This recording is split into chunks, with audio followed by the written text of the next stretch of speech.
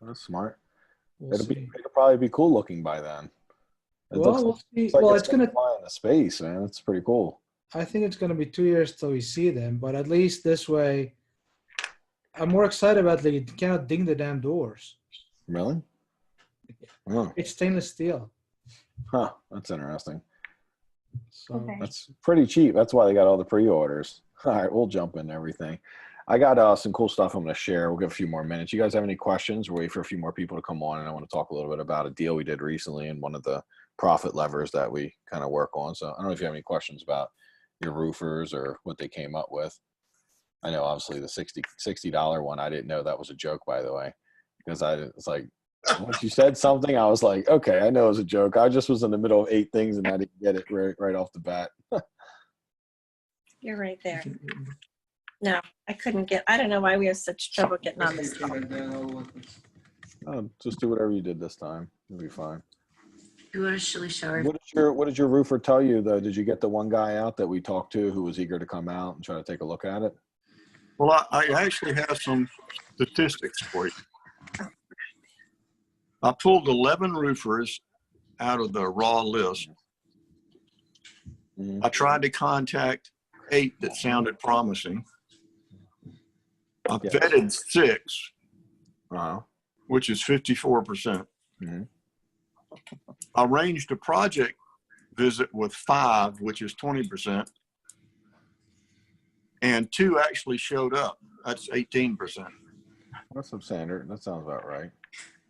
I told you that's why you get 5 people to come and not 1, because if you got 1 person to come meet you, you're going to be butthurt when you're sitting there and they don't show up. So it's important that you actually get like 5 people that you really feel good about, and then 2 or 3 will show up, and then hopefully of the 2 or 3, one of them will be good. You know, someone will be worth working with. Did one guy show up there that was like talking all the game? Because he was like texting me like crazy. Oh yeah, he and his son are David Senior and Junior, and they sounded great. And they're white guys. And Santos, who's obviously Hispanic, also showed up, and he sounded great. Basically, their approach is very similar, and I was excited to hear that. Did they tell you a price or anything? How much they thought it would be, and what they were going to do? Well, they did tell me what they were going to do. Only Santos is pressing for what our budget and standardized price is. He wants to know, do we pay per square? And I said, well, we sort of pay per square because I know what the square on the roof is. I measured carefully today, but we pay by job. So if you finish the top part of the roof first, we could maybe cut you a check then.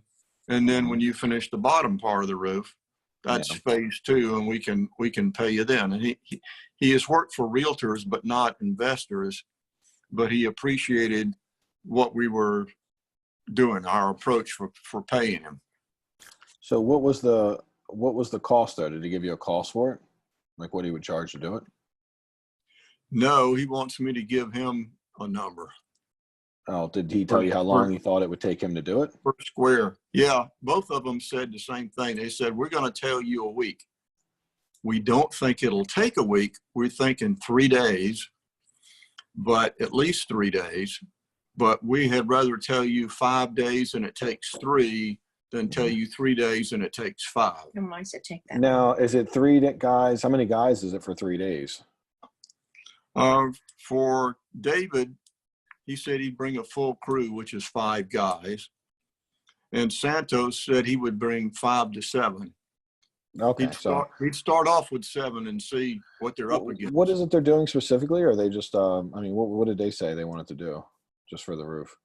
On the part that's that second floor porch, Santos says they make ISO board, insulation board that's pre-cut. It sounded to me like the same thing you can do for a shower floor, where you get the base pan that the foam board's already made with the slope. Yeah. And he said, yeah, that's what it is. It comes with a slope in it. So in an 8-foot drop, you've got maybe a 2-inch drop altogether. Okay. 8-foot length.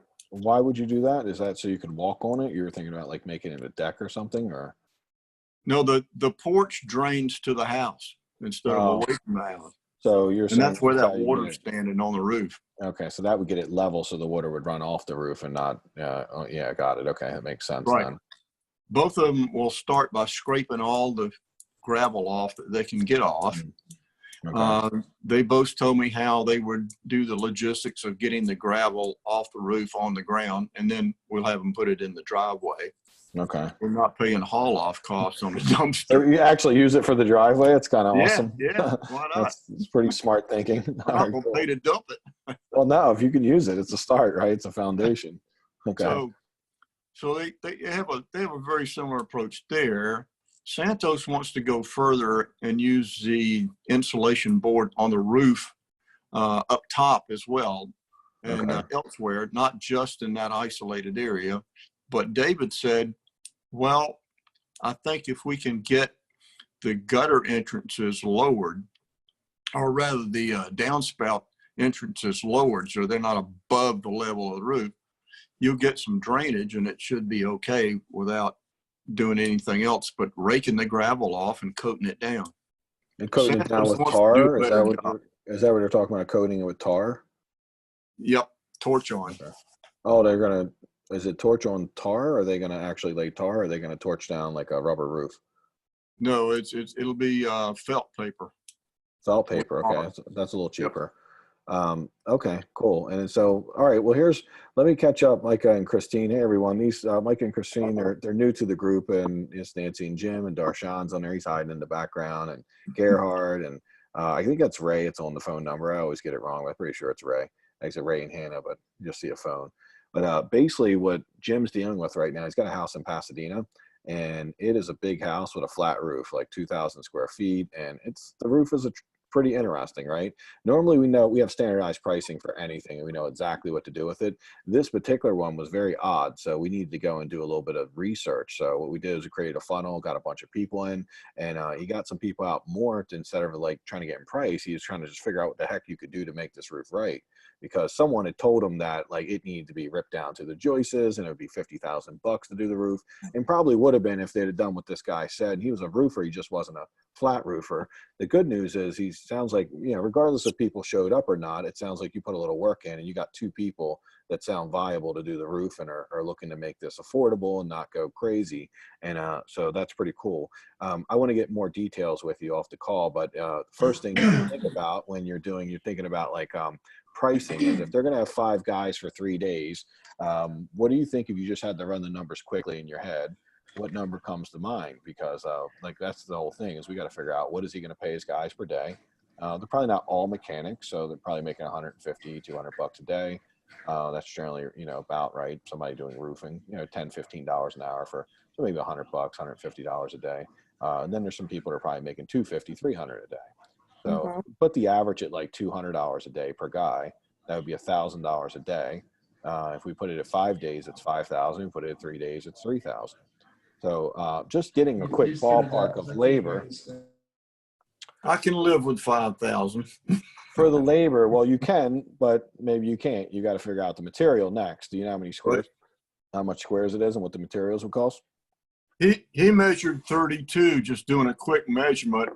But I went up, when the guys didn't show, I used the time to carefully measure the roof, and I got 30 square. All right, so 3230. You're in the same ballpark. That's good. That means I feel comfortable that number's accurate in that ballpark. We're really just looking so I had a student one time where a guy had a little Cape Cod house, actually in Middle River, not far from you guys are, and they told him it was 19 or 22 squares for a roof that was like on a house that's 1,000 square feet in little teeny Cape Cod, and I was like, that's like 10 squares. And so like we're always making sure one of the games they like to play when you pay by the square is they like to tell you that it's way more squares than it is. So the fact that you measured and came up with 30 and they came up with 32, that means they're being pretty honest, right? That's solid numbers. What I'm always fearful of is when they say it's 22 and it's 10.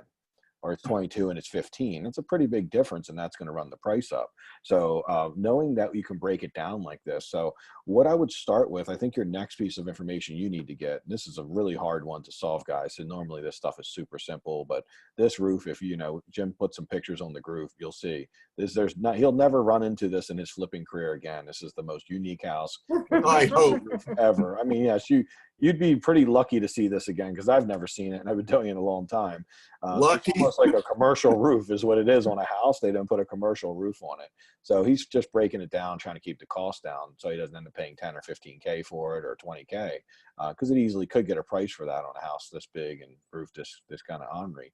But what you're going to try to figure out is what is the 32 squares going to cost you for the materials that you need. So maybe he can give you an idea of that. You can look it up online. Whatever that material is he needs to buy and then start getting a feel for overall material cost. And then I would make the offer of $3,000 to them. And just say, look, I mean, this roof's a little bit unique. I don't have quite like per square price, but normally we're at about $100 a square to do flat roof. And that is actually a real price, by the way. So, we'd probably be at about 3K. Does that work for you? And then just say, well, it does. And we can start the negotiation from there. And obviously, you're willing to pay up to 5K, at least if you think the materials are going to come in under 5K. But at the same time, you don't want to pay anything you don't need to pay. All right. We want to start lower. So if they say, hey, these things came up, we need a little more money. You got a couple bucks that you can keep to the side. Right. And they do a great job and you feel like they come in at a great number and everything's awesome. Throw them, give them a couple Chick-fil-A cards or something. I don't know. He did say they do a lot of roofs in Baltimore and do quite a few down in historic Annapolis. Okay. But he did tell me, he said, but those are 10 square roofs. You got 32 square. That's a lot bigger job. Yeah. So the price per square ought to go down. He didn't tell me that. I'm just saying. It makes sense. It's a bigger job. And so yes, I tell him $100 a square is what you normally pay and just see what he says, right? Let them guide you a little bit. When we never do it that way in any other piece for everyone else on the call, right? I mean, we tell people what we pay when it's certain, but this is one of those scenarios where it's not certain and we kind of have to figure it out, to be honest. So we just don't know the 100% conclusion on this. But if it was a shingle roof, it would be very certain. Like I can tell you right off the bat, we pay $100 to $125 a square to install. So it's basically like $100 if it's just a straight layover. But if they're doing tear off, it's $150. Like we have standardized pricing for all that. This is actually some different stuff they're doing, right? So there's, I think that what's going to happen is that the 100's probably going to work, but then they're going to be like, we need extra money for tearing the rocks off and, lowering the drain things or doing any of this additional stuff that we might or might not do. And so that's important to know. And when you're talking to the one guy who's like, hey, I'm going to take and, not lay down that board across everything, that board could be pretty expensive. So you want to figure out what the cost of that board is. If he's laying that board and then putting a roof over it, that could be on the pricier side. It is pricey. I know because I've used it before for various purposes that it is pretty pricey stuff. That's not cheap, huh? Do you have any idea what the cost is? $35 of 4x8. Oh, man, that's not good. That's like, that's a lot. That's expensive. Now that's 2-inch board. So if he wants 3/4 inch board, could be still $15 a pop. Yeah, it's still going to be expensive. I mean, it sounds like it'd be a couple $1,000s at least just for that one piece. Yep. All right, dig into the materials for me, and then let's have another conversation around it. And then just start with the 3K. Don't run them off. Just say, look, this one's unique. I mean, obviously, we normally pay $100 a square. Would that work for you? And if they're like, no, then tell me like, hey, what would work for you, right? Tell me like, where do you need to be at to make sure your guys are paid, and then you can go from there, right? Because I got a feeling your materials will probably be about 5K. It sounds like so. You're gonna, we want to keep it under 10,000 total for everything, right? And then I think we can do that now, though. It's looking like that's possible. So that's really good news. When we started at 50, it's pretty solid to get to 10 because I was like 50 was like what? Like come on, man. 50 is like nutty talking. Yeah, that hurt. Yeah, we can move on from that. So anyhow, all right, cool stuff, man. All right, well, let me know how it's going. It sounds like the funnel worked really well for you because you have a couple people who were willing to take on that roof, so that's cool. And we worked it from Frederick, Maryland. That is you did it when you were in Frederick? Yep. We were calling people in Frederick and talking to them on the phone while we were riding around town. So well, there you go. That's all it takes, right? You can do it from anywhere as long as you got a phone. Just can't do it from a cruise ship because you want a phone there or Wi-Fi. Don't buy that Wi-Fi, fake Wi-Fi they sell you for $300 that you can't get we bought a house. It's like the only house I had to give a deposit back in the last 3 years. I bought it on a cruise ship like 2 years ago, and I watched the video, and I kept trying to watch the video, and I seen like 2 hours later, I'd seen like 38 seconds of the video, and I'm just like, you know what, that's enough, just buy it. It's like we ended up losing $1,000 deposit because I couldn't see the video, and we put the deposit on. When I got back and seen it in real life, I was like, well, I would have seen all that in the video if I would have been able to get the video, but. So, you know, it was only $1,000. It wasn't the end of the world, but like the cruise ships, I should have got my money back. It was really bad Wi-Fi. You could have bought a lot of pina coladas for $1,000. I know. You know, the thing is, they have like, you can buy it for 100, like 200, and then like 300. So like it's the super fast Wi-Fi, but it legitimately was not anything. Like they have no Wi-Fi on there. It's a gimmick. You're not going to that. Don't buy the generational stones, and they try to sell you the purple stones that you can get online for like $50, and they're like, they'll charge you $1,200 for them. That's why they're so cheap to go on cruises. They got a lot of stuff they try to sell you in there to make money. You got to be careful. So awesome, man. Well, it sounds like you're doing a good job on it. If you need anything else, just let me know. It sounds like you're getting really close. You're no rush to do this roof, so take as much time as you need to feel comfortable and kind of have this all planned out, because this is probably the biggest thing you're doing on the house is this roof, and so it's all good. And you said you got a well and septic inspection too, correct? Yes. Okay. That How did went that turn great. out? So you said it's all good? They said you've got at least 3 years on this system. It's one of the cleanest ones we've ever seen. Okay. All right. Everything's attached. Everything seems to be working fine as far as we can tell. So you're good to go for at least 3 years. All right. And is that like, was there any way they could like certify that and say that, or? It's not exactly a certification, but he did write it down on the paid invoice. He wrote it down. Okay. Well, I'm just thinking of something you could give with when you sell the house, right? To say, hey, we had this checked out, and but I don't know if they're going to probably want to do their own check anyhow. But it sounds like it's in good shape. Okay. All right. And then the well was good too. The well had like good flow and all that. Yes, and I took a water sample, so I haven't had it laboratory tested. But looking at the water sample and looking at the lady that's living in the house, there's nothing wrong with her. So.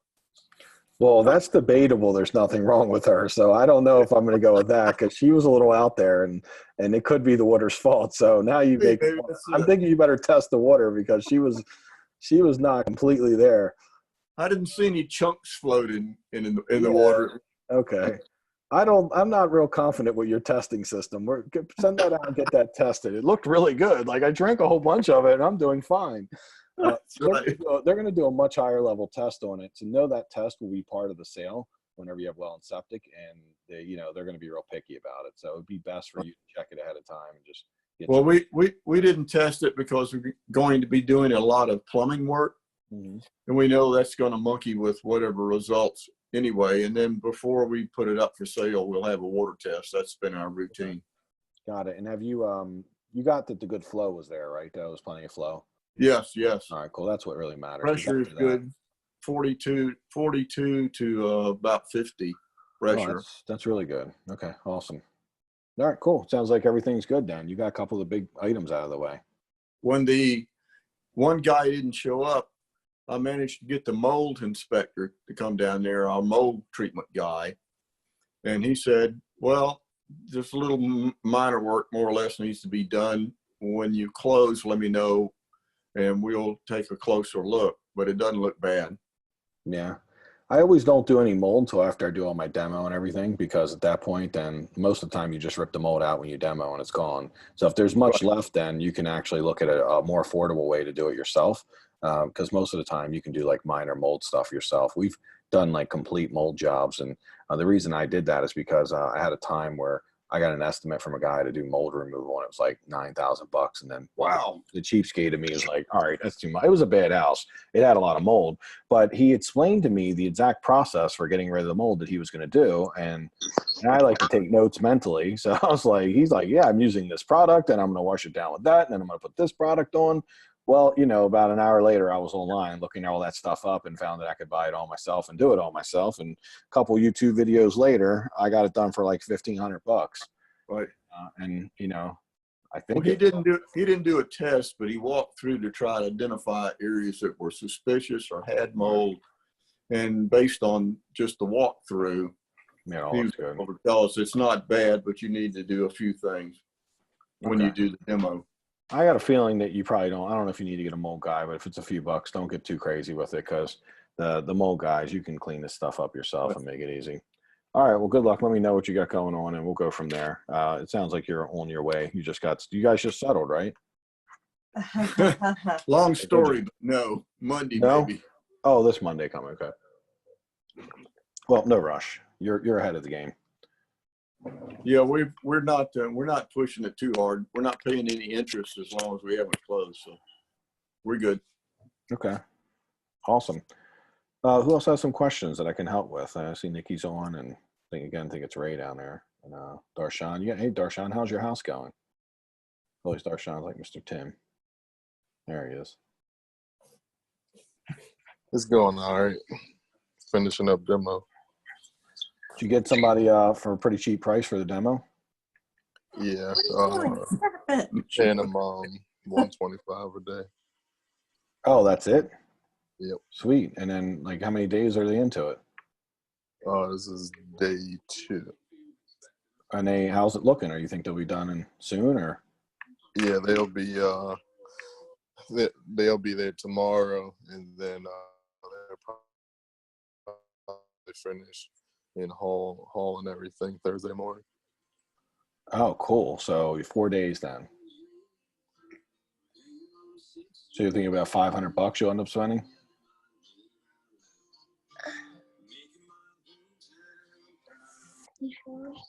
Did I mute you? I don't know if that's my phone or what. No, It froze. Oh, you froze. Oh, so you think you'll be about 4 days into it? So about $500 to do the demo, roughly. Yeah, about $500 to do demo, and then $350 for hauling. Oh, cool. So $850. Now, what do we have in the budget versus, like, I know some people originally, what were they telling you? In the budget, I had $1,000. Okay. And then originally you were getting like higher quotes? Yeah, like 2,500. 2,500. That's solid. That's like that's when we all stop doing this and we start doing demo. It's like, become like, hey, flipping's like 2019. Now we do demo for 2,500 for flippers and get rich. Because we just go do it in 4 hours and split the 2,500 up. I mean, yeah, so you get it, right? I mean, I'm proud of you. I know that was a little extra work, but you're seeing now how much cheaper it can be done. And, now, like, if these people do a good job on this, there's probably other things they can do. So, you have some cheap, like, $125 labor that can, like, do any odds and ends for you that they can do. So you never know. I mean, Yep. if they're any good or not. But either way, demo is not one of those high-paid things. We want to definitely keep the cost down on demo so we can get people in affordably. And being able to break it down like that is the key. So, like paying somebody $2,500 is just unreal. And I know Ray ran through that too, where people were trying to get like a ton of money from him, and he just ended up doing it. It was a lot cheaper. So sometimes we can take and just break it down. And I don't do daily labor very often, but when it's something like demo and we can agree that it's going to take 3 or 4 days, and I know the price is a lot cheaper than what I was going to pay, then I'm good with it. Now, do you have any kind of like lock on it so it doesn't take 8 days? Other than you're going to punch them. Oh, yeah. They'll start paying me back if it takes longer, if it goes over the 4 days. Oh, so you got 4 days locked in then. So it's just $500. Yeah. Oh, sweet. Yeah. Okay, cool. So there you go. Best of both worlds. Like you're paying them by the day, but you're not taking the risk of like, paying them by the day. So sweet. Right. That's a good number then. Awesome. Man, good job. I don't know why it's taking them so long. Is it just like one dude? No, it's 2 guys. Okay. So it's 125 a day for 2 guys? Yes. Oh, you done found some crackheads. They sound that's like that's no, they're different. good. Well, I mean, yeah, I don't know, man. You check their background. I gotta imagine it might not be that great, but I mean, listen, that's cheap labor for sure. But I'm thinking, why is it taking them 4 days to do it? They're not that qualified, but they're happy to make some money. Okay. Yeah. All right, cool, dude. Whatever. I mean, as long as they're doing it, who cares? They probably wouldn't be the guys you want to get to do framing and all that, though. They sound like they're kind of like No, they won't do that. Yeah. Mm-mm. So, do they know anything else? I mean, they might be some guys that could do any other. Is that basically what they do? Yeah, they just do demo work. They referred me a plumber and electrician that I'm going to interview here shortly after the call. Cool. All right, man. That's good stuff. Well, I mean, it makes sense. So, all right. Well, next thing you need after demo is you need framer, right? Yep. Did you need waterproofing or anything? No, because it's a row home. No.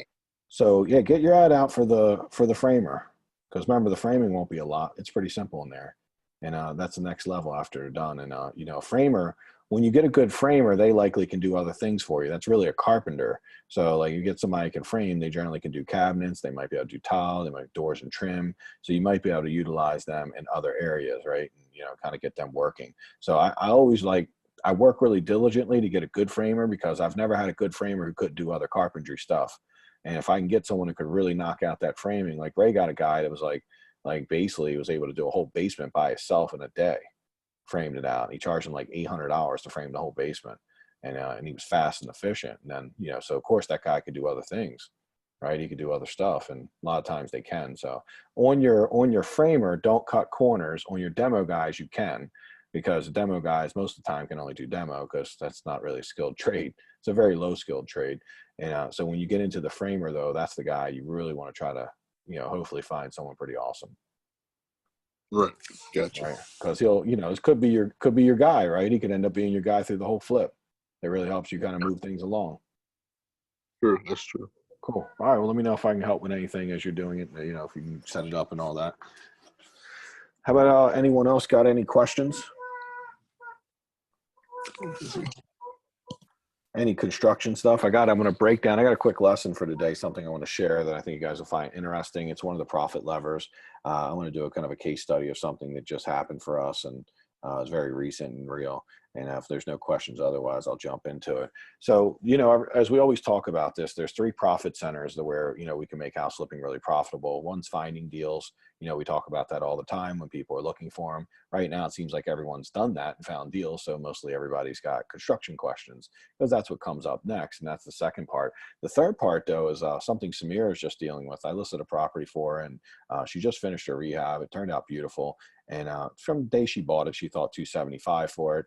And, you know, I want to talk a little bit about like this last profit lever, which is getting more money than we expect for our deals so that we have an understanding of it. We're going to talk about a lot of these 3 concepts like over and over because like we could never talk enough about them. Each of these take a long time to master and get really good at. So the more you hear it, the more you got and practice it, test it, get feedback and keep getting better at it, the more money you make. Right? I mean, you can never be too good at finding deals. You can never be too good at construction. And you definitely can never be too good at selling deals. And if for a couple people in here, you guys have your realtor's license, when you learn how to follow this system for your renovations, it gets pretty awesome, like how well you can do for a regular client. Like when I worked for Samira, like she hired me as her realtor because she's a student, and you know, she was like, "Cool, I'd like you to list it on the back end," and I appreciate that. But man, I'll tell you, it's like child's play doing the realtor's job after you've done it like at a high level as a flipper. Like it's like child's play. It becomes really easy and you're able to get some really phenomenal results. But the key is all about knowing the right timing when to do what you got to do. So I want to just break down the case study of what her property was. So her property went on the market last Tuesday. It went under contract last night. Yesterday. So basically 6 days in is when it went under contract. Right now, that house got a lot of showings quickly, and we got offers probably. I think their first offer came in day 2. Now that first offer we got was $265 on a $275 list price. Okay, now 10K under. Now, what we do when those offers come in, take 10K under, what most people do, and most people will tell you should do, is call back and give a response and say, "Oh, we got your offer, and hey, it's 10K low. Like, can your client come up?" The reason we don't do that in the first couple of days is because now, anytime we give them advice to do anything or we respond to them, we're basically escalating the endpoint where they're going to get to the place where they're like, "Hey, you know what, Jim, I need an answer." Jim, like, it's been a couple of days now. So what we do is we completely ignore them when they write offers that are 10K under, right? We basically do it like a hot girl does whenever you get her number at the mall and you try to call her back the next day. She ignores you for like a month and then she calls you when she's lonely and her boyfriend broke up with her. So that's what we're doing because we're like the hot chick, right? We're like we're the 10 that calls no one back because their house is that amazing. So we want to come from that position because like, if you don't call people back, what I found is they won't even call you for like 2 days. And then at some point they're going to say, "Hey dude, did you get my stuff?" And you're like, oh, well, thank you for being patient. And I did get it. And that's all I say. And then, and then I let them know I'm working on it. We got a lot of offers, and then I usually can push them a few more days. So offer number 1 came in 2 days in, offer number 2 came 3 days in, and offer number 2 was 270. Right. So whatever reason, the first 2 offers were not that high. And then we were getting to the place where it was now 1, 2, 3, 4. I didn't respond to anyone until Saturday. And then I got kind of busy on Saturday. And my mom's like, okay, these people are starting to like respond and say like they need a response and what's going on. So I was like, hey, tell them it's the weekend. We're working on it. We'll get back to them as quickly as possible. That got us all the way till Sunday. And then Sundays when my phone started getting a little aggressive and people started getting mad at me and angry, which sounds about right. It usually happens around 4 days of, being ignoring people and not following up with them is when they started to get a little bit butthurt. But the good news is as they got butthurt, I got more offers in, right? So we ended up getting another 2 offers on Saturday, another 2 on Sunday, and now we're at 6 offers, right? So now, and all these offers are coming in, every time we get a new offer, it's better than the last offer. Right. So I have no fear that the first people who came in at 265 and 270, if they decide to pull their offer and not do a deal with us, well, we're okay with that. Because when we priced this house with Samira, we told her that 275 was an aggressive price and our mission was to get at least list or better. So we weren't going to ever accept 265 anyhow. And we didn't really want to negotiate with someone who was starting off from such a low position. We really wanted to find someone who would start off higher and then negotiate with them so we'd have an opportunity to get to a higher place. So on Sunday, what we did is in Sunday evening, or is it Monday? Oh, no, sorry, it was Monday. Actually, we did this for we did this on Monday afternoon. So Monday after my 2 calls I had in the morning, we just started calling people back. I ended up calling 6 people. I didn't call the 7th because we couldn't get a hold of them or something. And I don't know what was going on with them. They were acting weird. And we highest and best everyone. So my mom had already highest and best everyone. I did a highest and best second time on the phone where I explained to them like, hey, hey, Mikal, it's like, Mikal, I thank you for your offer. I just wanted to call and get some information from you about your client. Do you mind telling me anything about your client that's really important for the investor that we're working with to know? And then they start qualifying. The reason we ask that is we start the conversation off with them qualifying their client and why they're really awesome. And naturally they're like, well, my client's well qualified and they're great people, all these cool things. Like clockwork. Sometimes they'll say, well, what do you want to know? And I'll be like, well, anything you think might be important. We got a lot of offers and we're just trying to figure out, what might be awesome about your client, so we can choose them and hopefully you can win. And now they're like, okay, well, here's why they're so awesome. And the reason we're doing that is because the psychology behind when you get someone qualifying themselves is that they want to win because they put you at a higher value when you're qualifying, because people don't generally qualify when they're desperate. When someone's qualifying you, it's because they don't care one way or the other. And that puts them in a very valuable position. So we qualified everyone. We did the second highest and best. And then what happened is everyone came back. We got some people up to like 275. We got one person went to 280, which was 5K over list. And we're really happy about that.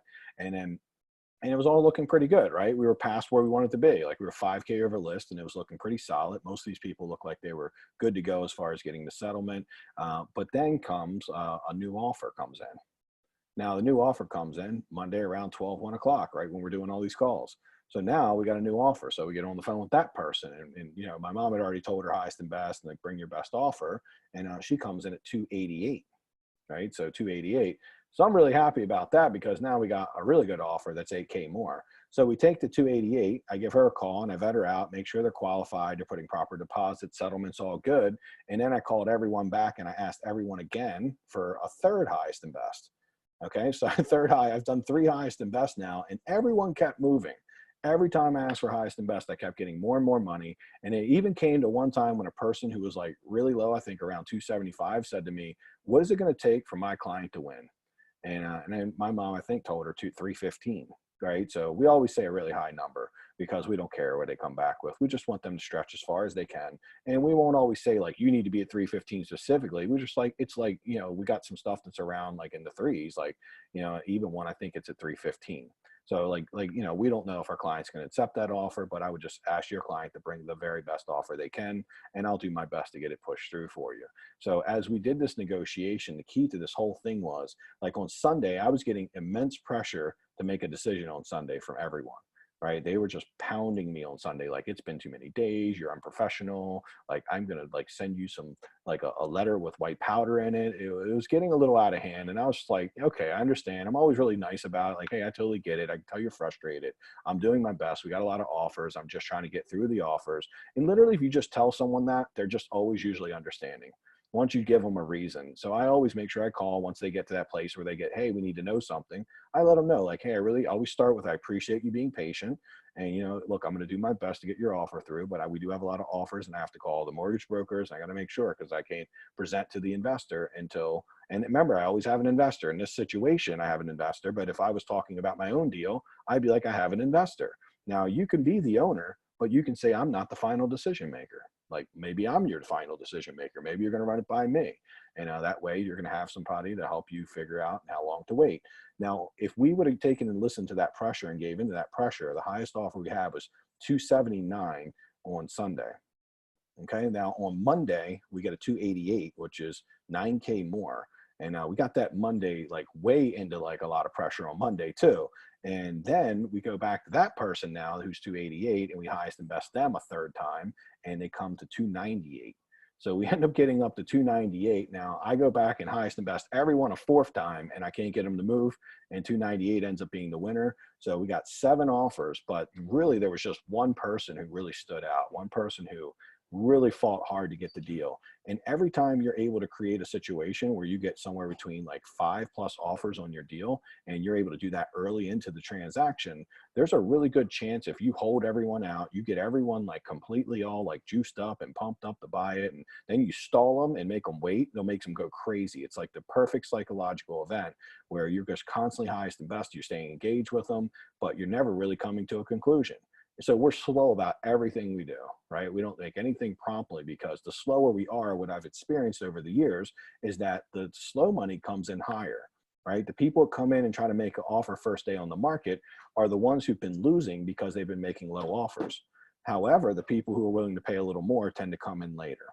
And they're a little slower. They're not seeing properties every day. They might not see something till the weekend. So when we get a lot of offers early on, we're going to use those as leverage to get to the best offer. Anytime I've had a situation where we've been able to create this environment, it's almost like an auction environment, and we're just constantly pushing people, and we are just stalling out every minute. Like every activity we do, we make it take 10 times longer than it should. Now, I'm very impatient and I like to get stuff done like quickly. So if there was an advantage to me getting it done quickly, I would. So when I'm buying a property, what do you think I do?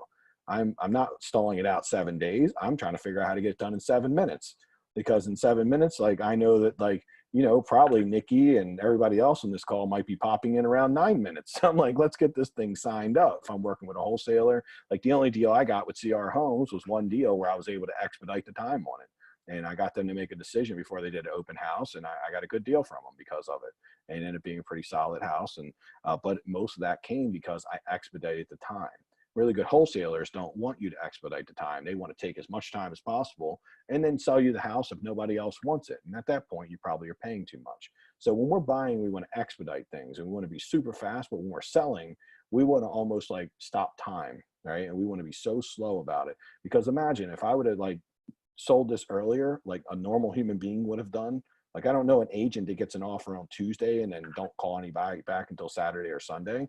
But I've learned that if I'm able to do that and I'm, you know, cool about like some of the hate calls that are going to come in, then like it's just going to be better for my client. And that's really all we are as an agent. That's all we're trying to do, right? Is get the most money for a house. So we ended up getting 298, but that offer, like it had to know, like when we talked to that person, we were talking to them with confidence because we told them when they came in on Monday, we're like, look, we got 6 offers. Tell your client to bring their best number. Like, you know, we were almost kind of like a little quick with them because they were just like, hey, you got to do this quickly. And when they heard that, they got really excited and they paid more money. So, you know, now she's netting, she thought 275, she's going to be netting 298, which is that $23,000 more? Yeah, 85? Hold on, 85, 95, yeah, $23,000 more. That's a big deal on a flip, right? I mean, this is a house that was well priced at 275, but it wasn't underpriced. Right? She did a nice job on it. It's on a nice street, but it's in Hamilton. So it's not, you know, 295 in Hamilton. It's a lot of money. You know, to get 275 is a lot of money. It's the higher price point in that area. Most things sell for about $225 to $250. So she's definitely on the higher price point. So with that being said, being able to wait and hold out that extra day or two was worth like $23,000, right? So is it worth it? Yes. Is it easy? No. Most people, when I'm teaching it to them early on, they're generally going to get farther than they had before, but they're not going to go as far as they should go. And that's why we want to work on it. We want to be really mindful, because the more we can go, the farther we make this work. I mean, we're just going to see crazy stuff. There's never been a time where I pushed somebody and made people go crazy that we didn't get good money for it. And that's real money, because when we look at like doing a flip, and maybe she was going to make 30K on that flip, but now she might make 50 some K on it, right? It could change the game, right? When you can do one flip and make double the money. There's never a time where that doesn't make a lot of sense. And this is what everything about is the levers are in this whole group. The lever that I've seen, I would say more profit this year has come from doing this technique than anything else I'm doing. Right? Because you can only buy them so cheap. Like you're getting out there, you're fighting against everyone. There's no secret magic well where you can go buy houses for, 20 cents on the dollar and nobody else, and everyone's going to let you do that. But there is the ability to sell them for more, because there's zero coaches out there who've taught me this. This simply came from me just doing it a bunch of times, evaluating my results with my coach and him pushing my beliefs a little bit and asking like, hey, is there a way you can make it go farther? And then also doing a little research on a couple of students and a couple of people I'd seen sold houses who got a lot more than they should have. So you guys have heard the stories. I mean, the last couple of months, I pretty much just have unlimited stories of being able to get like 20 or 30K more. It's not going to happen on every house, but if we can get it happening, even on 1 out of 3, it could be the difference in you having to renovate 10 houses a year or 6 houses a year and getting the same profit, because we don't care how many houses we renovate. We're really just looking for a profit goal. All right. And if our profit that we want to make is 200K, the fastest way to do that is to have a couple flips that make 50. Right. Now you do 3 and maybe you do 2 others that make 25. And all of a sudden you've only rehabbed 5 houses instead of like 10. So that's the key to that whole story. And I wanted to share it with you because it was really recent. And is there any questions about like anything we did, or because I know some people are going to be like, yeah, it sounds awesome because they've never, but I know like Kyle's an agent and Nikki's an agent. So for the agents, I know you guys probably have questions, but because it's always it's hard to break through that belief system. But I keep doing it. I keep sharing it because I first want you to understand it's possible, right? I want you to see that it's possible. And then I want to work with you and help you get this happening for you, because it's really a big deal once you do. It really changes a lot. So it's the fastest way to do very little and make more. Nancy, are you saying something? Let me see. I see you talking to the screen. I'll mute you. Go ahead, Nancy. Oh, can you share the address so we can go in and see her? Yeah, finish? it's 2801 East Strathmore. It's beautiful. We're actually doing the infield training this Saturday there if anyone wants to come. Oh. So that is where we're doing it. Oh, it's this Saturday. Oh, cool. East Strathmore. Yeah, it's a Black Friday rehab. What time on Saturday? Early, 9 o'clock. Usually it's be about 2 hours, so we try to do it kind of early. We'll have another one after, but we're also going to FaceTime video it live. It's out there. You can watch it on your phone, or you can watch the recording later too. So if you can't make it for whatever reason, we try, because there's some people that aren't local, so they the only way they can participate is through like a video. So we'll actually do that too if you can't make it. But I'll tell you what. Live? He says video. So not a recording, but live.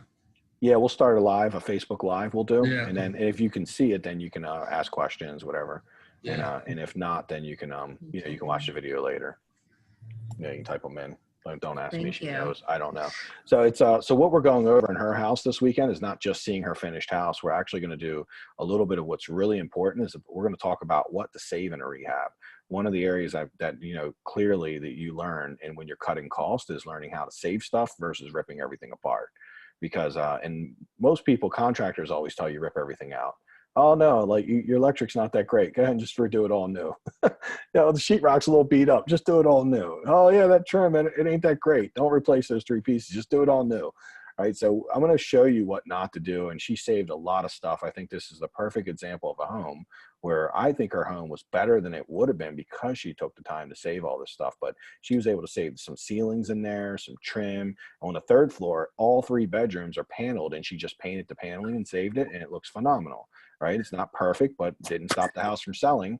So knowing that she could do that saved her thousands of dollars, because I can tell you that almost any contractor would have told her to rip that out, put all new sheetrock up there. So yeah, being able to go through it and really be able to like just get a feel for it. And you know, it turned out nice. The house is beautiful. She saved a lot of things. And because she saved them, it made it actually was very relevant to making the house have like it has a lot of character. So yeah. And it was her first flip. So she didn't, you know, nothing was perfect about it, but it was but it certainly was a good job. And there's the reason it sold for 20K more, just so you guys know, had nothing to do with her flip. Every one of our flips are going to look that good. You know, that's what we're going to do when we do a flip for resale. We're always going to make it stand out. We're going to make it look nice. We're going to know our market. We're probably not going to do like on Martin Road. You don't have to do what she did there, but in that market, you certainly do, because that market has a lot of competition, and you know, a lot of homes are really beautiful. But when you're in a county, you don't have to go as crazy. Like if you're in AA County or Baltimore County, well, that market's pretty slim. So you can, you know, you're selling it like a low 200 price point in the county. That's going to be a very desirable home because there's not a lot of those. So, so basically her house is pretty cool. Anyhow, there's many like that. They all turn out really nice. Some are in the county, some are in the city. It's just a matter of having a house that's worth, you know, so it gets people excited. Everyone loved the house, by the way. And a lot of showings. But anyhow, I think it had a lot to do with what I was fearful of was I know she went a little over budget because she, you know, ended up having a couple contractor problems. And I was just hoping she wasn't going to want to try to list it higher. Because if she would have listed this at 285, 290, she would have not got 298. That's just how it works. She would end up getting less. She probably would have got what, maybe, you know, like 280, 275. Because, you know, she would have forced it to sell for what its true value was instead of getting more than its true value. That's something to consider. So what questions do anyone have about that or anything else? You know, we can jump into them. And we can take a look at the house too. So the infield training is just going to be about what to save, but honestly, we can look at it ourselves. Let me take a look and see. 2801. I mean, just as positive feedback, it looks beautiful. She did a very good job on it. She did a really good job, and I like all the attention to detail. She really didn't miss on that. And I would believe that would drive the price up. Yep. That is usually the secret. Oh, here's funny. Here's the old picture. Okay. Oh, wow. That's what it used to great. look like. Yeah. Okay. Because she did the blue accent wall. It made it look very luxurious. Yeah, we do that a lot. Classy. Yep, I like that touch. Let's see. Okay, cool. There it is. So you guys can see my screen. And so basically, you know, she obviously saved the roof. The roof is slate. She had it repaired and saved it. That would have been expensive to do that really big roof. All that siding is original, and the windows are original. And not original to the house, but you know, when she bought it, that was there. She painted that siding that color. It was you've seen the ugly color. It was brown before, so she painted that. So she was able to spray this house and save a lot of money. If you were to put siding on this whole house, you're talking 10K probably to side this big house. It's a really big home. She painted it for 2K, right? Probably 2K total. Obviously, she saved all the stained glass. We tend to try to do that anytime we can because it's beautiful. But these windows are probably 20 years old. She just painted the outside and cleaned them up. And they're very acceptable because they're all vinyl. Now, someone could have said, hey, let's replace the windows because they're 20 years old. Time she was done cleaning them and with some bleach and getting them working properly, they looked fantastic. No one said a word about them. And, you know, again, to put windows in a house this big, there's probably 20, 25 windows in this house, right? You could get pretty broke pretty quick trying to put windows in. You could definitely run the number up some. So obviously concrete, she saved that concrete and just patched it and painted it. So it looks like fresh concrete. That's actually paint. That's the color of fresh concrete, but much cheaper to do that. She did that for a couple $100 versus this would be $1,000 or $1,200 to do all new concrete. Same thing, patched driveway, did all that. She saved a lot of stuff. Door is not original, I don't believe. Or no, actually the door is original. It's not, it's original to the house. That door is on there because she wouldn't have picked that door, but it's on there, so she saved it. And she saved the radiators, which was nice. So it kind of looked nice with the house. New hardwood, all those railings were saved. This is the original fireplace. Obviously, we wouldn't buy that. I don't even know. Like, that thing is so big in person and so much beautiful marble. It would be so expensive to buy that. It'd be kind of outrageous. And yeah, you can see a little bigger picture of it there. And kitchen, she did all that. Obviously, that's all new because the kitchen's where we spend money, right? So we kind of went all new in the kitchen, did the 42-inch cabinet. It's hard to tell in there, but they're 42 inches. Big island, looks nice. And let's see what else. Yep, did the blue accent wall. It's pretty cool. Like that. Accent walls are probably one of the cheapest ways to make your house look custom.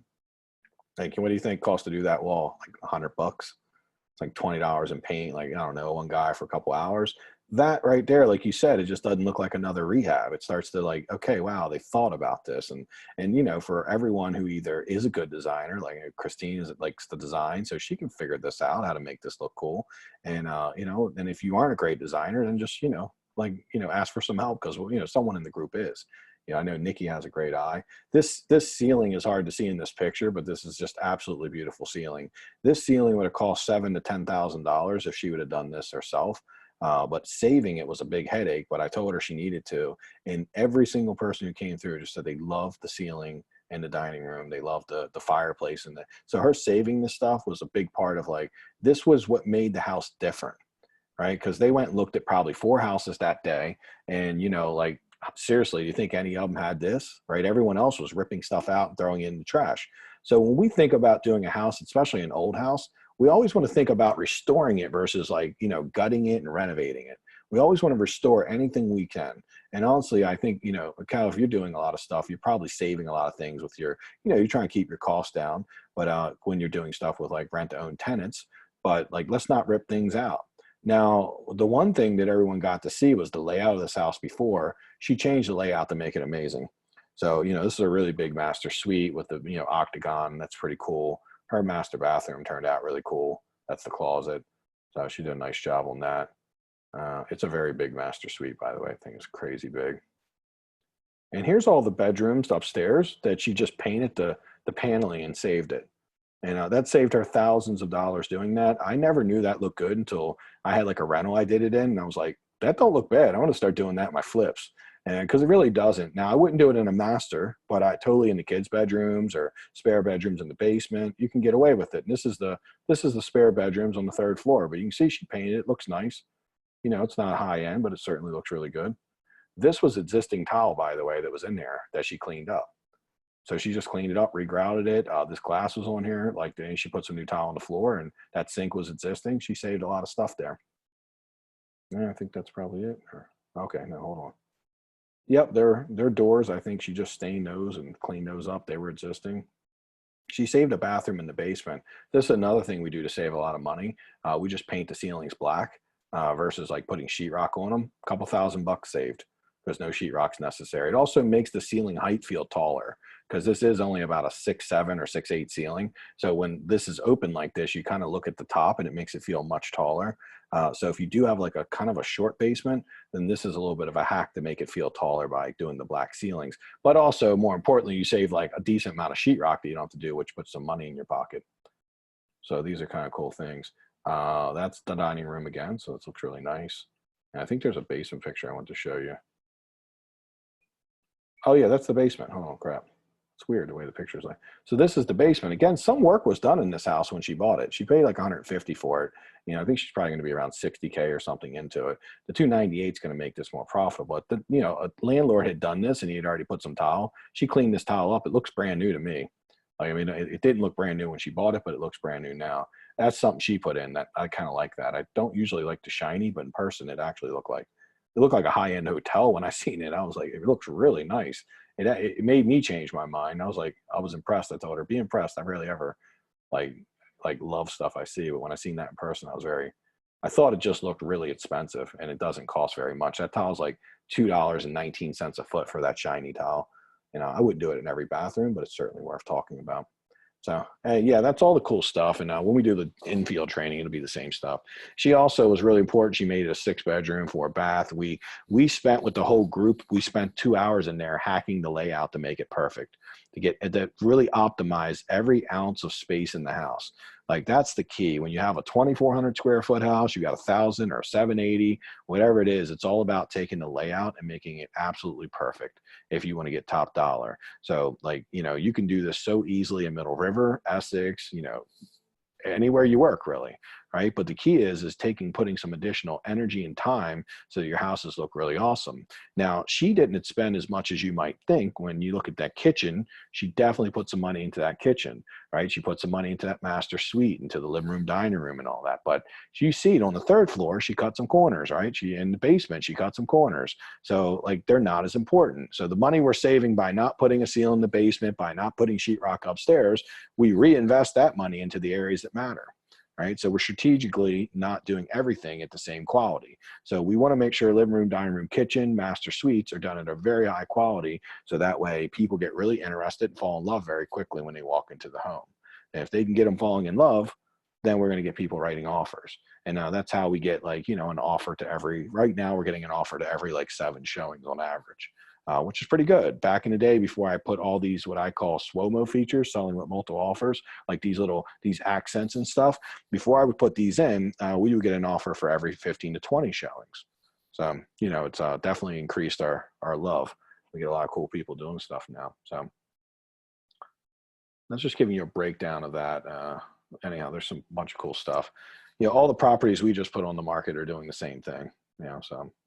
You guys can always just look up my name if you want to see some of the stuff I'm doing. It's very similar to that. But I don't spend a lot of money on it, just so you know. I'm not spending a ton of money, not doing any of that stuff. So what can I help anyone with? Any deals you want to review, construction questions, anything?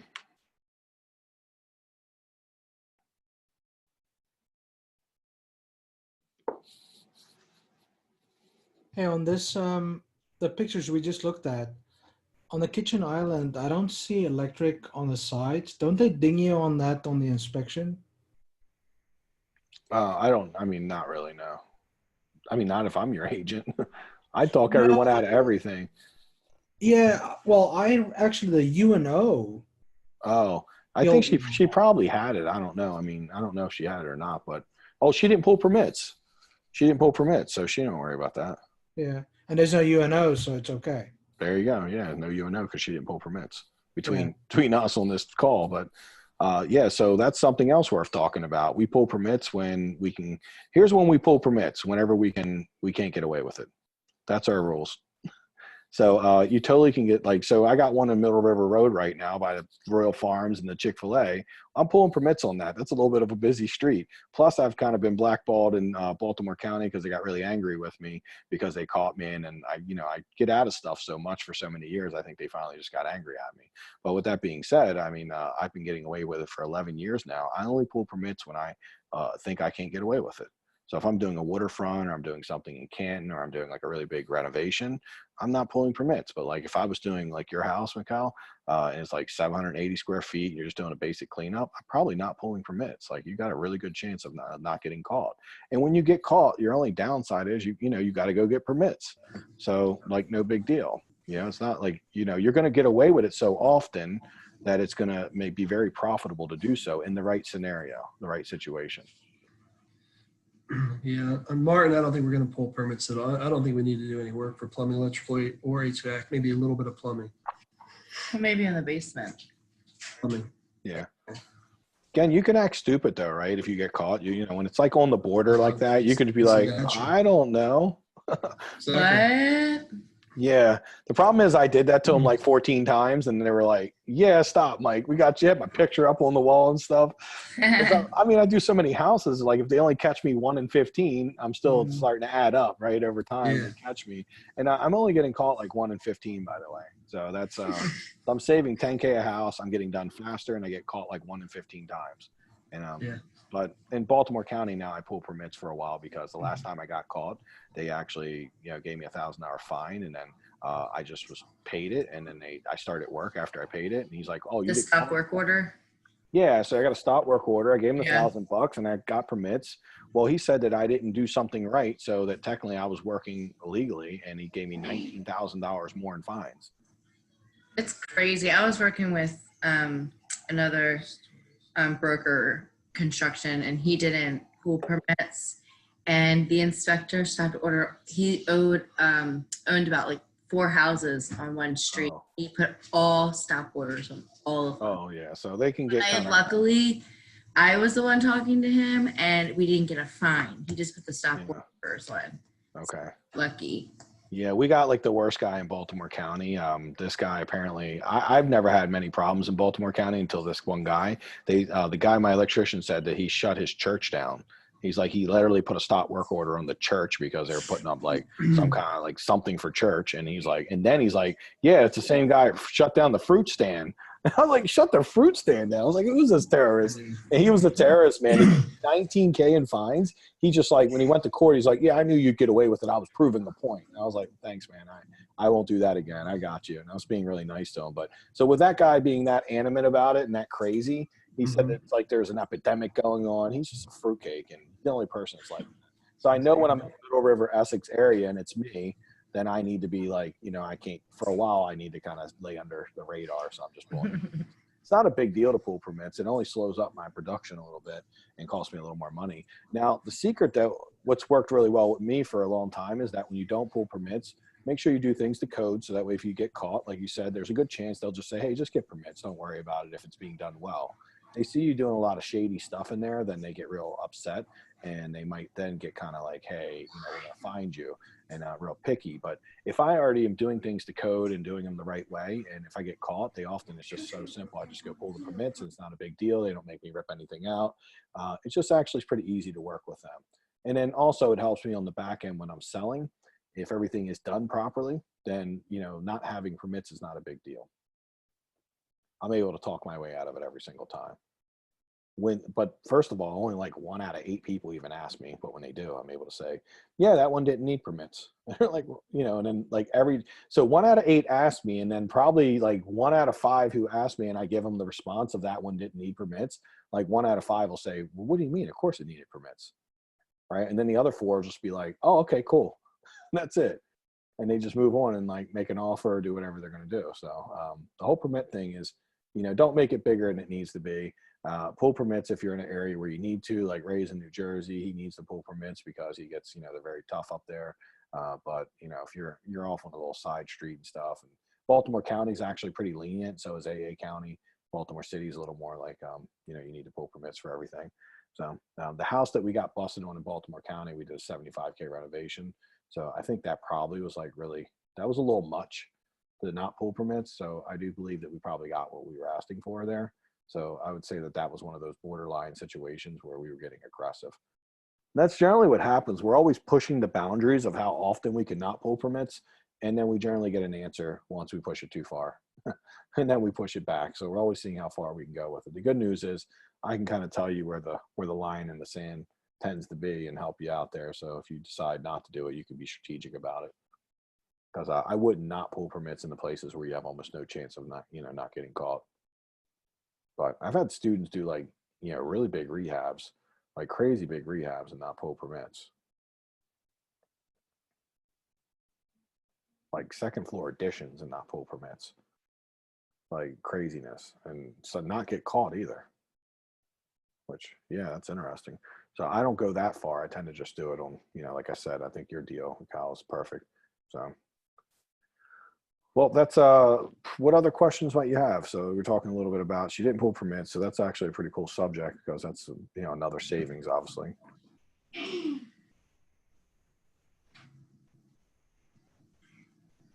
You're trying to think of something? I'm good. All right, cool. Nikki's everything good, or you have any questions? I feel like Nikki's at like a cheerleading thing. She's gonna be like, I kind of have a question. sure, go ahead. So for the top floor, because I really want that to be functional, and I think it's going to be good when we walk through, because I'm very visual, so for me to be there is beneficial. It's not about Martin. Yeah, Martin. You know I'm talking about Martin, right? Yes. Yeah, okay, because he was asking questions about it. So is there any way to put a bathroom up there and make it a master suite? Likely, yes. Yeah. Yeah, so if you got an A-frame like this, then all you do is just bump out a little bit like that, and maybe just do like a 5-foot bump. It's not an A-frame. The ceiling goes up and then flat. Yeah. So, but what it is, it's an A-frame, and then what they've done is they framed across. Oh, That okay. makes Yeah, sense? yeah, So yeah. you I'm can sorry. you can raise that up if you want to make it look taller, but then Yeah. everything starts at the peak, and if you take the ceiling out, you can just raise a section of it up like this. It's called putting a dormer on, and that dormer can be big enough to put a master bath and a closet. So maybe you'll do it like 10 foot wide, and you can put a nice walk-in closet and a bathroom there. Right. A really nice master suite, which would definitely make the house sell because, you know, it'd be really nice. You know, the dormer of like 10-foot dormer cost about $5K to put in. It's not that About 5,000. yeah, about $5,000. It's not.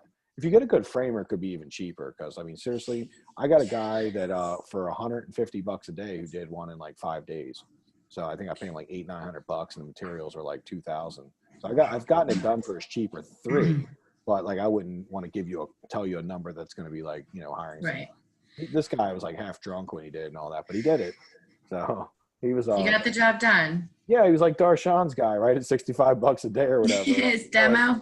Yes, exactly. He was a cheap guy, but he knew what he was doing. It's not that complicated. But if you get a decent framer in there, they can frame it out in a couple days, have it all nice. But then you got to put the little roof on it, and siding, and a window. And it don't take what like 2 guys like a couple days to do. Like maybe no more than like 3 to 4 days. And so your labor is going to run like 2K roughly, and then probably 2K in materials, maybe 25 and 25, somewhere in that ballpark. But then what you're doing is you're taking that awkward, weird ceiling that's closed down, and you're making a space for a nice walk-in closet and a nice bathroom, and with a double vanity sink. And now you're going to have something that's going to make the house sell. So it's definitely worth the money. Let's just say you put an extra 10K up there with the bathroom and the the dormer and everything. That extra 10K is going to change the game for you. You probably get an extra $20,000-30,000 on the ARV. We have high use instead of doing a basement. I loved that basement with the black. I think it looks so awesome. The ceiling, yeah. Yeah, the ceiling. I So thought that was really when cool. we look at it, we'll kind of put a couple scenarios together of like just doing what's there, looking if you put the master on it, and just kind of running the numbers a couple different ways. Sometimes I look at everything all the way from like just paint and carpet and just making like a wholesale deal where I just kind of clean it up and resell it to someone. I look at it like full rehab, and then I start looking like, okay, if I start adding things, right? If I start adding additions and stuff, is there an option to make a bunch of money? The answer is beyond dormers. The answer is almost never is it worth putting like second floors or crazy additions, but getting a little dormer approved, you can get that done. And I had last one I did. I'm doing a dormer, by the way, on Middle River Road. So same house as yours with the A-frame, and in order to make the upstairs work so I can put 2 bedrooms and a master suite, I had to put the dormer on it. In order that's happening like next week, we'll be doing it. So yeah, it's interesting. I think it's going to cost me about, I'm doing one that's I think 18 foot long. It's going to cost me like $7K. So not too bad. Somewhere in that ballpark. I'll let you guys know once I'm done how much it ended up costing. It won't be outrageous, and my guy's reasonable, but he's not cheap because he's a really good carpenter. He's not cheap, like, underpriced. Nikki's got she's doing something, but her house, and we'll look at some pictures because hers is going really well, but her house, she put a dormer on, and it just changed everything. It allowed her to get the bedrooms upstairs, put a master suite. So just small dormers are very easy. Beyond that, it gets crazy. Like if you try to put a second floor. So I'm always going to tell people, like, don't try to put a second floor. That's usually takes a lot of permitting time. It's really hard to do. But dormers are just so simple. You just basically take the roof that's like this, you cut a hole in it, and then you just frame out. And then it's like so simple. You take a saw and saw it out. And then they just start framing and then putting it all back together. And like I said, it takes no time at all. It's so reasonably easy. It's affordable for what you're accomplishing. It's very affordable. So, all right. Well, I'll let you see mine too when it's done. You'll get a feel for that because it should be done next week. I think they're starting it. He's finishing up something else now. What about going all the way across instead of just a little dormer going all the way across, from wall to wall? You can. I would do it if you need it or if you think it's going to make a difference. How much do you think? Like instead of $5,000 for the dormer, what would it be for? Well, I mean, I would say if you did like the whole length of the house, which might be 20 feet or 18 feet, you might be talking like doing something in the ballpark of like $7 to $10,000 or something. Okay. But if you could make it 2 bedrooms and a master suite up there, or make it 2 bedrooms and 1 bath upstairs, then you might be able to put a master suite on the first floor. Or you might be able to combine the 2 bedrooms together. So these are all the different things we think through. There might be an option where you put a master suite on the first floor and get your dining room back. So What about, I have to fill out tonight for the bank. I'm using community bank financing, and I've got to just give them a list of expenses broken down. Can I send that to you tonight after I fill it out for you to sort of review it? Because I'm not tight on pricing. Is it something I can do? Or yeah, you can send it to me. So there's training right now that I'm trying to think. I think Delonte put it in, but if you go and crack into contractor code, there was like a budget training where I walked through it. Because basically what I want you to do is like start just line item everything out.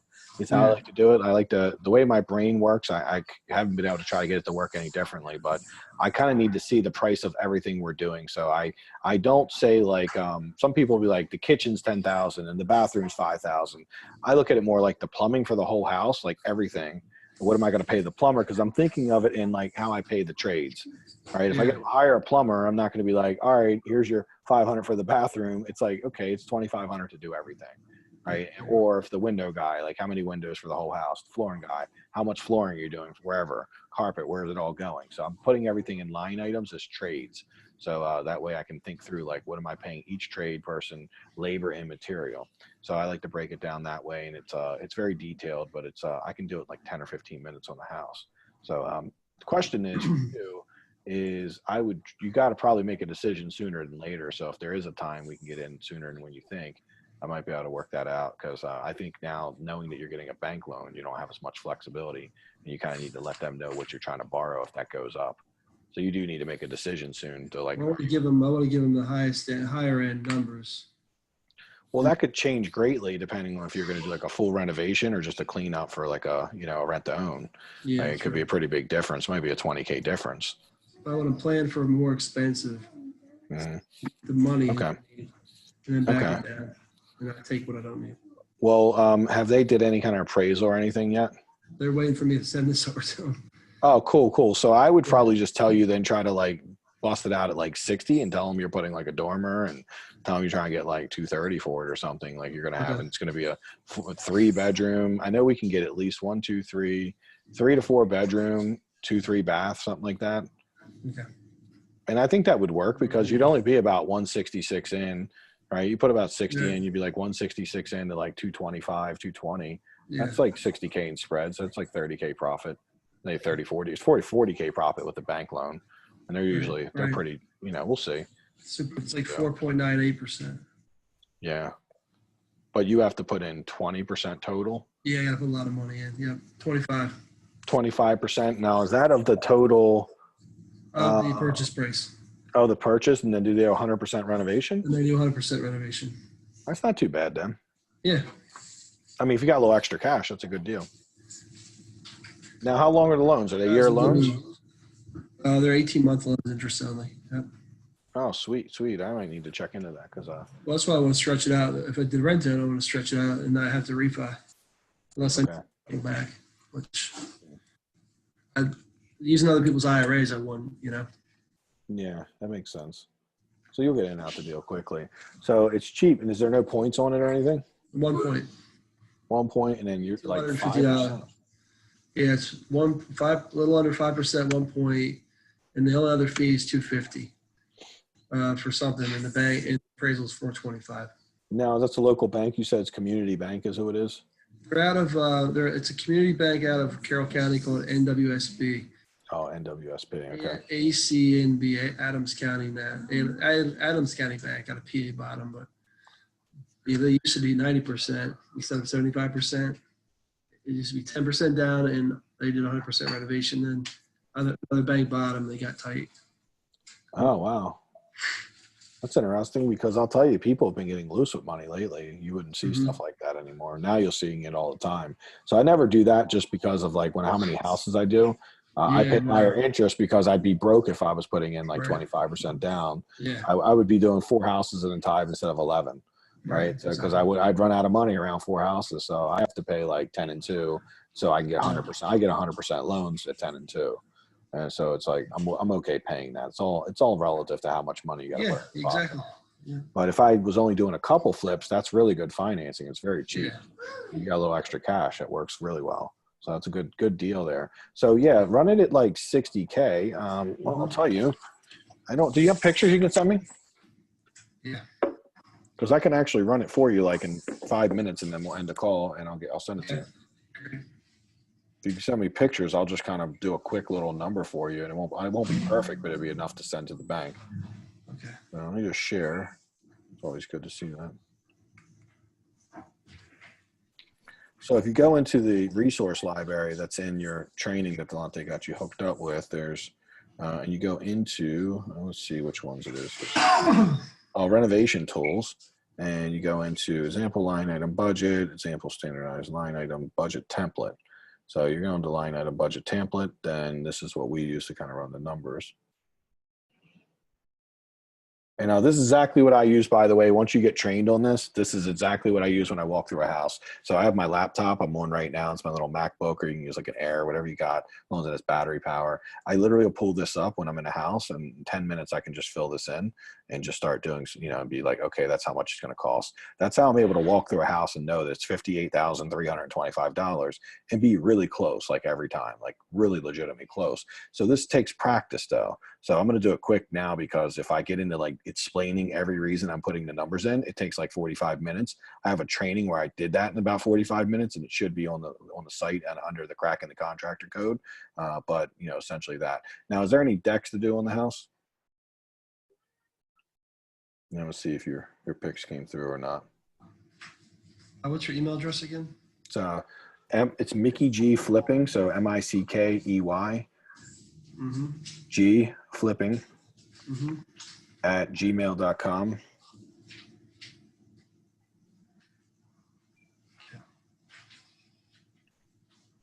Because the picks out, and this is what I do online, by the way. I just do a quick. We have a couple tools that when you're going through the training, you're going to go through the academy and try to do the training as fast as you can.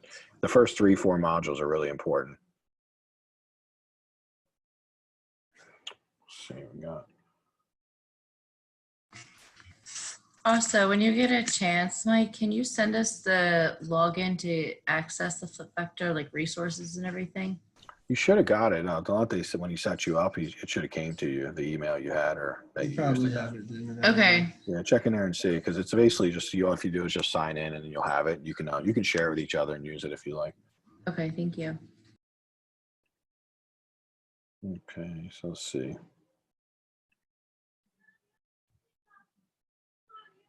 So what is this curtain here? Is there a wall on the other side, or is that open? It's a bay window. Oh, a bay window. Okay. So Yeah, the kitchen's not really open, but these cabinets don't look like you're going to replace those and probably open it up some. Yeah. But it looks like your walls are in fairly decent shape. So you probably save the trim, the walls a little bit. The bathroom's going to be new. You're going to do that new. And this is your upstairs. Perfect. Yeah. I've seen this a million times. So this looks really nice and big. But like if you would just take that side and bump that out right there, you could probably put the bath here and then have a closet, and then you'd have this big, nice room. And you can take this here and you can actually like raise it up some, and it makes the room feel taller. It's just a little bit of framing. It's not very expensive.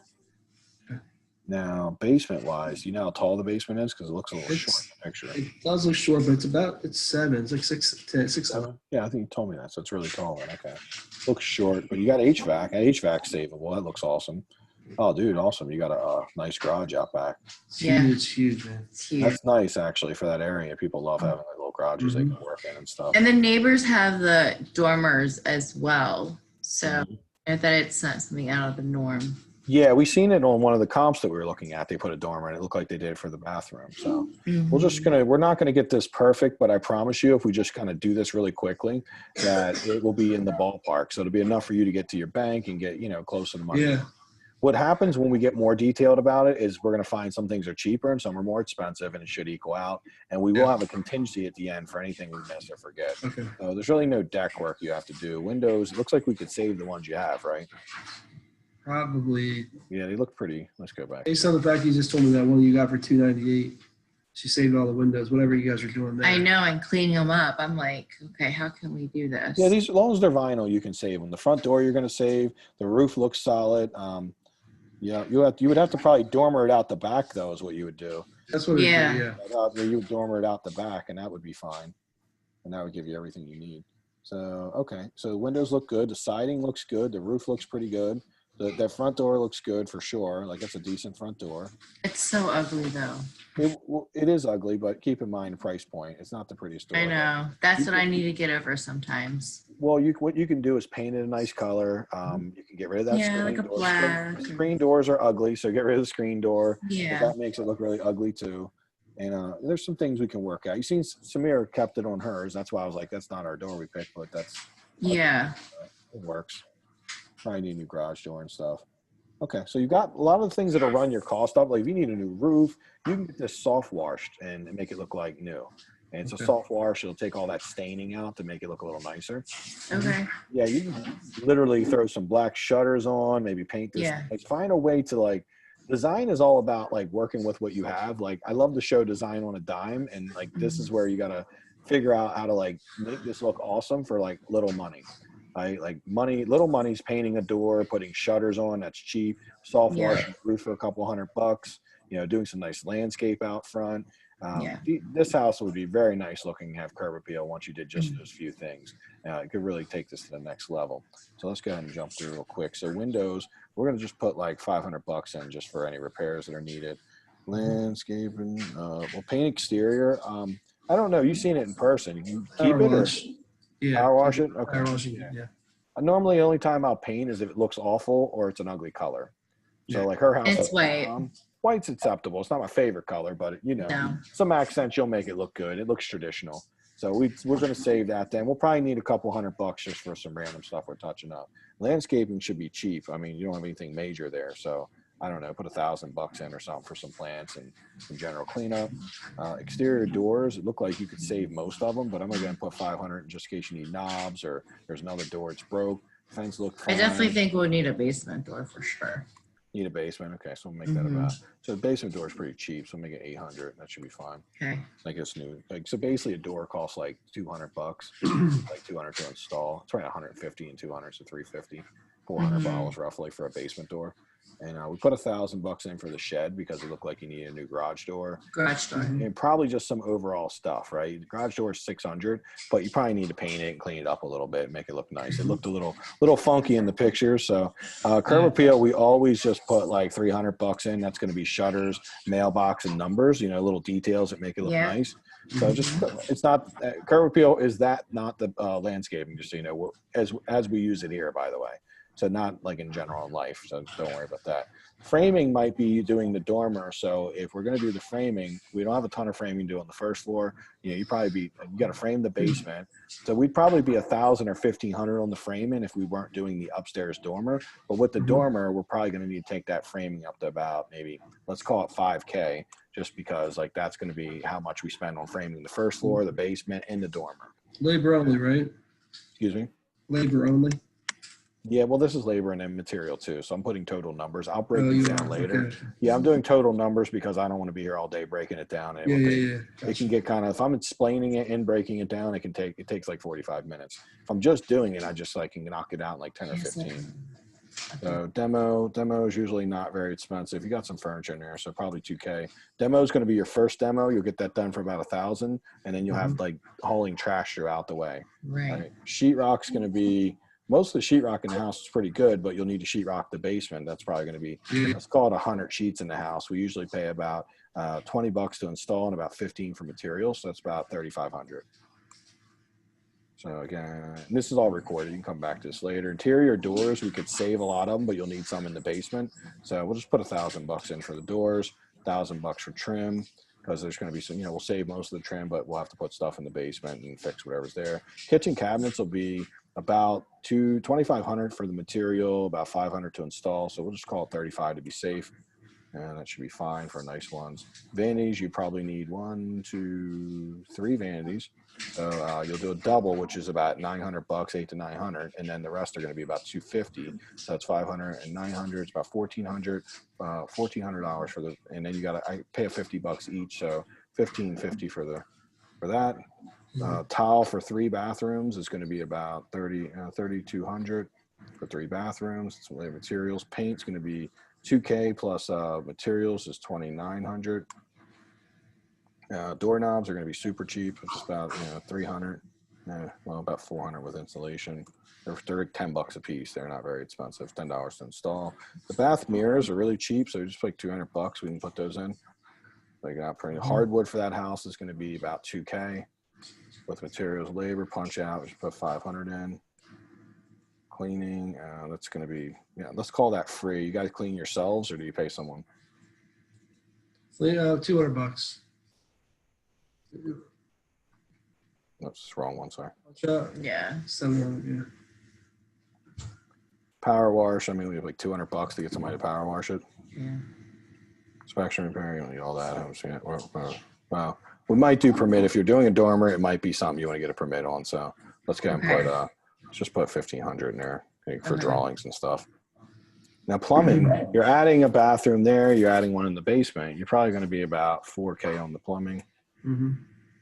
For labor, so about 4K, and the materials are always running like $800. That's just going to be the toilets and like faucets and stuff, and we get that stuff really cheap. Yeah, if you could save one of the toilets, it's fine. Just don't do that. We have one sitting in our garage. There you go. So we can take $100 off. Here, hold on. I'm like, no, we have a toilet. Here, hold on. We're gonna be like, The this is $750 now. We'll move Yes, that one down. $750. This is it. This is gonna make it work. No.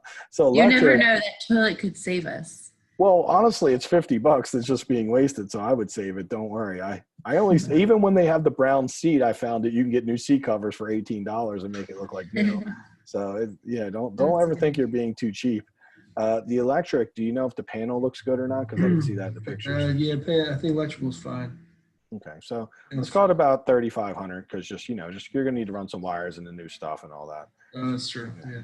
So and also usually we put in new plugs and switches and lights where it's necessary. So it runs about that.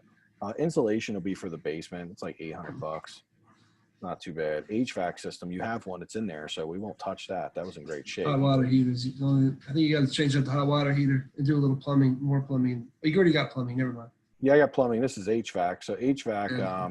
I'm just gonna put like maybe 500 in case you got to add a duct or something, or do anything like that. So you're not gonna spend a ton of money. It looks dry down there, like you didn't need waterproofing. Roof looks pretty good. I'm put 350 in for that. Appliances 2,100. Exterior hardscape, nothing there. Granite for kitchen that small is about 2K, maybe cheaper. Carpet's gonna be about 2K because it's a small house. Siding, no. Architect drawings, we already have that in the permits.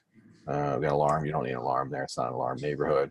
I don't know. Do you hire a stager or do you guys stage yourselves, or We do it ourselves. do you have furniture and everything? Yeah. So free. I love that. That's gonna help. Now we put that to 5K. You see how close we get? I mean, it's cheaper than what I thought, but what I would do is what you do right now is go to the bank. If you stage it yourself, put 1,500 in, right? We can start adding stuff to get you up to 60. We can easily make this 25. Now, remember, I pump some of this up just for the bank for you. So I usually will put something that says this is the bank price just because we want to get this up a little higher. I do this with my members too because they won't question any of this stuff. I mean, it's honestly like this is my pricing. So if somebody else was doing it, they could pay $10,000 for it. Right. They're being stupid about it. Yeah, we're close enough. We can get 50 more bucks here.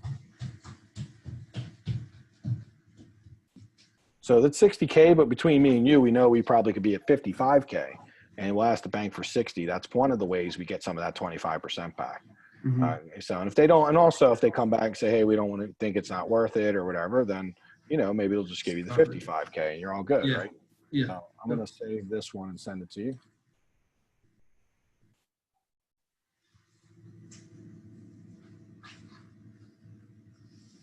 And that was, what was that, Martin, 12 Martin or? 812 Martin Road.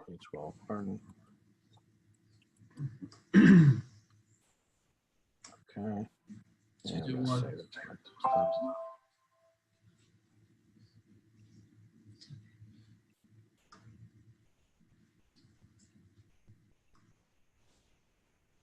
Then what was your email? What email did you give me earlier? Mundial, MUNDIAL 271 at gmail.com. 271? Yeah, Oh, 271. Yeah, Gmail. That look good? Yep. So this is just enough for the bank. Now, if you want, what you can do is break it down, labor, materials, if you want. Like once you get this, if you want to make it look a little more professional, throw the address on it, all those things. Because like you see, I don't even have like an address on. I got line item budget. Mm-hmm. I like to put the address there. I would take and just break labor, materials where you think it's applicable. Yeah. This don't have to be perfect. You just split this in half, you know, things like that. Clean it up a little bit. Take the flip factor off, put your company logo on it, and Yeah. you're the man. You got an awesome budget sheet. And now we can use this. What's pretty cool is you see where it says note for scope of work. Well, this is where we start putting things like, you know, just might be like clean up the windows, right? Or we don't, our scope of work is what you're looking at. It doesn't need more than this, because when you do those 19-page scope of works, like no one reads them. They just put them in their fireplace to warm their house up, especially this time of year. So we want it real simple, like install 10 windows and cap them and haul away the trash, right? That's how our scope of work looks. Okay. Really simple and fast. And this is the level we would do it when we're buying a house. However, once you own it, now you can get in and go deeper with it, right? And it usually works out really well. That I'm sure it would stay within that 60K. So let's just run the numbers on another tool we have real quick, and then we'll be done. Mm-hmm. See, because it's usually sitting up for me, and all these tools are in your resource center. Let's see, mine actually is. I use this every day, so I think this will be right up on my computer.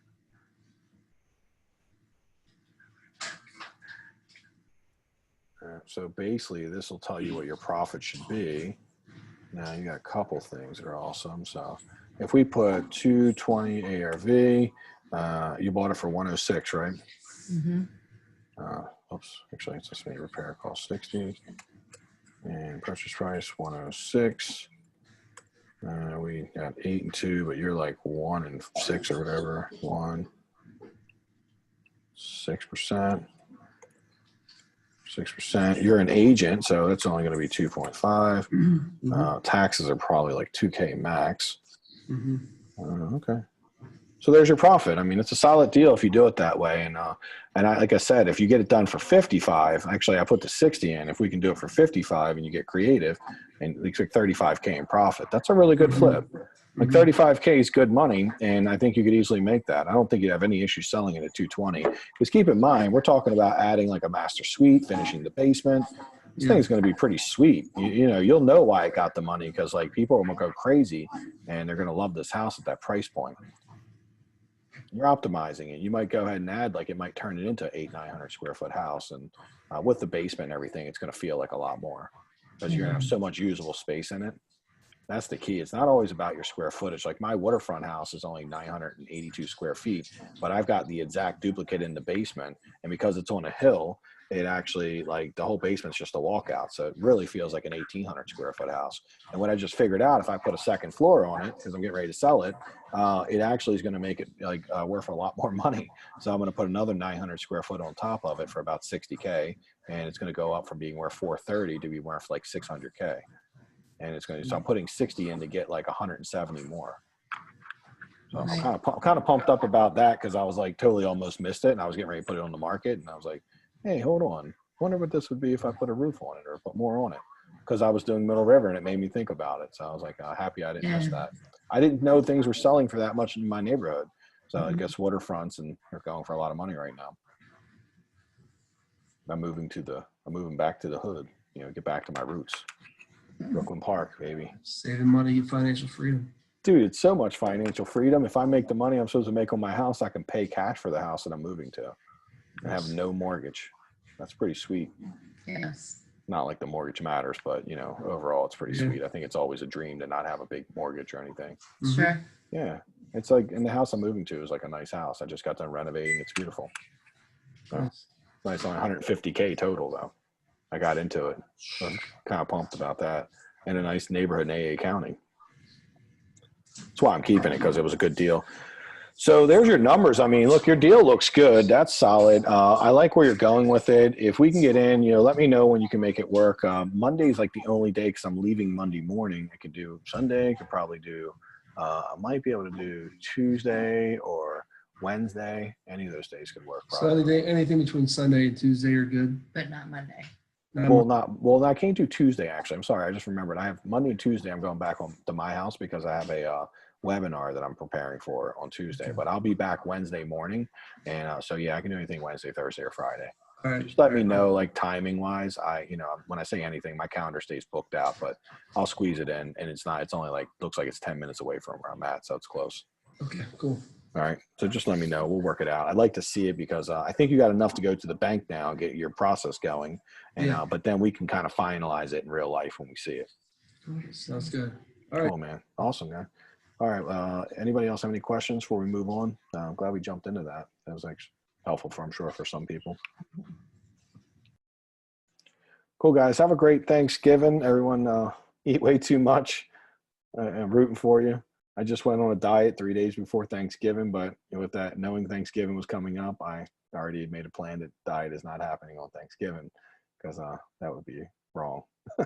So I would take advantage of all sometimes. So everybody have a great weekend. We won't have a call this Thursday, but we'll be back on Tuesday. So I'll talk to everyone then. See you guys. If you need anything, hit me up with the Marco Polo.